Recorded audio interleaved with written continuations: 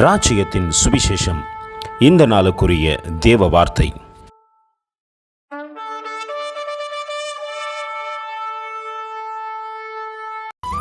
Oh come, let us worship and bow down. Let us kneel before the Lord our Maker. Psalms 95:6. రండి నమస్కారము చేసి సాగిలపడదుము, మనలను సృజించిన యెహోవా సన్నిధిని మోకరించెదము. నేడు మీరు ఆయన మాటను అంగీకరించిన ఎడల ఎంత మేలు. కీర్తనల గ్రంథం 95వ అధ్యాయం 7వ వాక్యం. நம்மை உண்டாக்கின கர்த்தருக்கு முன்பாக நாம் பணிந்து குனிந்து முழங்கால் படியிட கடவோம் வாருங்கள். சங்கீதம் 95:6. அன்பின் தேவ பிள்ளைகளே, முழங்கால் படியிட்டுத்தான் ஆக வேண்டுமா என்று நினைக்கின்றீர்களா? உங்களுக்கு ஒரு ரகசியத்தை சொல்கின்றேன். எலியா முழங்கால் படியிட்டு ஜெபித்த போது 3.5 ஆண்டு காலங்கள் தேசத்திலே இருந்த பஞ்சம் மாறிப்போனது. சாலமோன் முழங்கால் படியிட்டு ஜெபித்த போது ஆலயத்திலே தேவனுடைய மகிமை தங்கிற்று.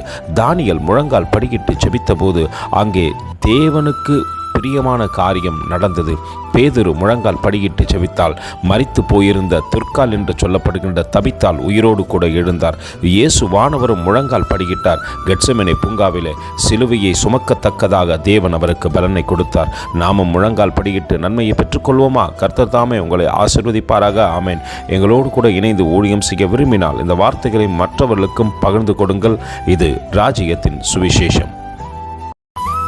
Thank you for watching. God bless you.